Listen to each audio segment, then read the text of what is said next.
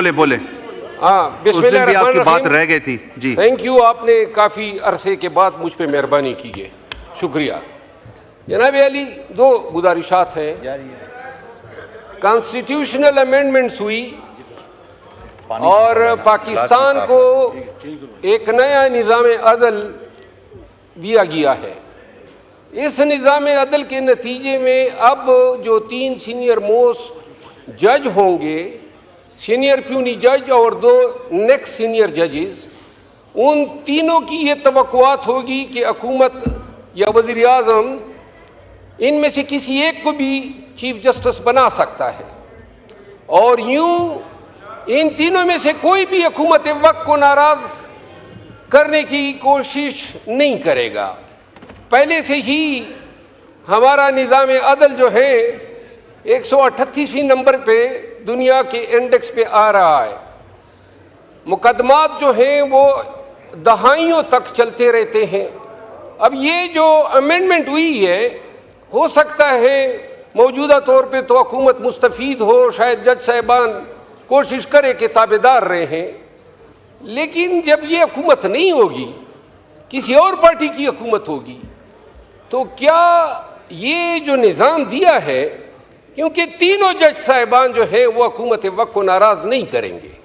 ये इस आईनी तरमीम का सबसे डिज़ास्टरस आस्पेक्ट है।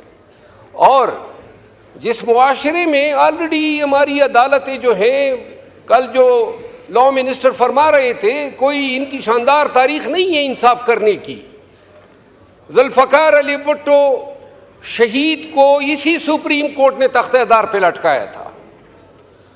इसी अदलिया ने जस्टिस मुनीर भी पैदा किया, इसी अदलिया ने इफ्तिखार चौधरी भी पैदा किया, इसी अदलिया ने साकिब निसार को भी जन्म दिया, जस्टिस डोगर भी आए, जस्टिस खोसा भी आए, और सबसे ज्यादा प्रो मुनीर जस्टिस पाइदीसा भी आ गए।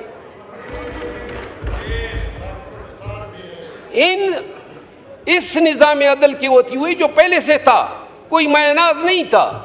मैं 32 साल मेरे हो गए इस पेशे से वाबस्ता। इस पे खुश होते हैं जज साहिबान के हमें अदालतों में माई लॉर्ड पुकारा करो। अंग्रेजों के दौर में लॉर्ड्स हुआ करते थे और वो जज हुआ करते थे, तो उनको हम माई लॉर्ड्स कहते थे कि खानदानी शजरे उनके लॉर्ड से मिलते थे। यहाँ पे तो अब जिस तरीके से इफ्तिखार चौधरी ने भर्तियों का सिलसिला शुरू किया और जो जज साहिबान एलिवेट हो गए, और अब जो सुपीरियर जुडिशरी पे जो अदलिया बैठी हुई है, वो उस समेत बंदियाल भी समेत, वो भी कोई इतना मायनाज जज नहीं था, उसने भी दड़न तख्ता किया था। ये देखिए, कोई आपका, कोई हमारा, कोई हम पे मेहरबान, कोई आप पे मेहरबान। हमें मेहरबान जज चाहिए ही नहीं, आज़ाद जज, बल्कि आज़ाद से भी ज्यादा जिम्मेदार जज चाहिए जो इंसाफ कर सके। साकिब निसार आया था, उस वक्त भी हम कहते थे एक किलो ना बना हुआ था, डैम बना रहा था। बदबख्त डैम के साथ तुम्हारा क्या काम है? फिर आप ये देखें, फाइज ईसा के बंदियाल आया 12 बजे, उसने अदालत भी खोली, और फिर वही बंदियाल साहब थे। सुप्रीम कोर्ट ने तारीख में पहली दफा फैसला दिया, और जब हुकूमत ने आंखें दिखाई तो उस फैसले पे कोई अमल दरामद नहीं हुआ। इससे पाकिस्तान में कानून की हुक्मरानी की बेखनी हुई। जनाब अली, गुजारिश ये है कि ये जो बिलावल भुट्टो जरदारी साहब काजी फाइज ईसा को जो खराज तहसीन पेश कर रहे थे, जो डोंगरे बरसा रहे थे, ये वही काजी फाइज ईसा हैं जिसने पाकिस्तान की सबसे बड़ी पार्टी को बेनिशान किया। ये वही काजी फाइज ईसा है जिसने एन अमेंडमेंट से पहले रिव्यू 2 दिनों में फिक्स करके जमीर फरोशी के लिए रास्ता हमवार किया, और फिर हमारे एमएनएज वहां से बरामद हो गए। और वो एमएनएज, अब वो एमएनएज जो थे, हमारे पहले कोलीग थे, वहां पे गए। यहां हमारे अरब दोस्त भी मौजूद हैं, लेकिन उनको अरबों रुपए मिले थे। नहीं यार, यानी कि पीर मियां नवाज शरीफ की शक्ल उनको पसंद थी। हाँ? अच्छा, यानी बड़े ही बेजोक लोग थे। अच्छा, ये आप मुझे उस पे ला रहे हैं ना, मुझे तकरीर करने दे। जनाब अली, हमारे दोस्त अगवा हुए कहते हैं, हमारे दोस्त जो हैं, और ये अरबों की जो पेशकशें हैं, इस ऐवान में मौजूद शायद ही कोई ये मैंने होगा जिसको नहीं हुएंगे, मुझ समेत हमें पेशकशें हुई, आए ज़मीर बेचें, और वो अमेंडमेंट होती है कि अगर वो 5 लोग ज़मीर न बेचते तो शायद ये अमेंडमेंट न होती। हमारे एमएनएज़ आपको वोट दे रहे हैं, फी सबीलिल्लाह दे रहे हैं, और बात हो रही थी कानून की हुक्मरानी की, जमहूरियत की बालादस्ती की, अदालतों की आज़ादी की। क्या ड्रामा है, यानी ज़मीर के मुताबिक। आप किसने कहा? माशाअल्लाह। जनाब अली, पीर मियां नवाज शरीफ साहब ने मौके के हिसाब से अदलिया पे अपनी बड़ास भी निकाल दी, और वो तारीख साज शेर कह दिया कि उन्होंने जो शेर कहा, जवाबी शेर तो मुझे आता है, लेकिन मेरे नून के दोस्तों की हया रखने की वजह से नहीं बोलता हूँ। नहीं,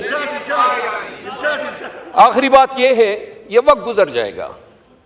हम मंसूर अली शाह साहब को ला रहे हैं, या अफरीदी साहब को ला रहे हैं, या कॉन्स्टिट्यूशनल बेंच के सरबराह के तौर पे अमीनुद्दीन खान को ला रहे हैं। कोशिश यही है कि आइंदा के 3-4 सालों के लिए निज़ाम को इसी तरह रखा जाए ताकि ये असम्बली अपनी मियाद पूरी कर सके। ये वक्त गुजर जाएगा, लेकिन मुल्क को हमने एक ऐसे रास्ते पे गामजन कर दिया। मेरी दिली ख्वाहिश थी, एक दफ़ा जनाब के स्पीकर साहब को मैंने कहा भी था, मैंने कहा बेहतर होगा आप कोई काना रखें और तमाम अपोजिशन और इन सब को बुलाएं। यहाँ पे खुदा की कसम इनके साथ हाथ मिलाते हुए डरते हैं, आप सबके साथ हाथ मिलाते हुए डरते हैं। मैं नहीं, सब डरते हैं।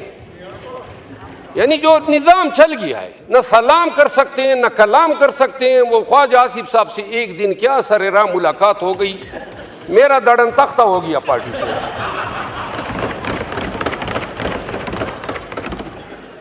तो मेरी गुजारिश ये है जनाब स्पीकर कि ये जिस तरीके से अमेंडमेंट लाई गई, शायद ही बॉर्डर लाइन पे हम रह गए। थोड़ा सा अगर एक हम एकमोडेट कर देते तो ये कंसेंसस से भी लाई जा सकती थी।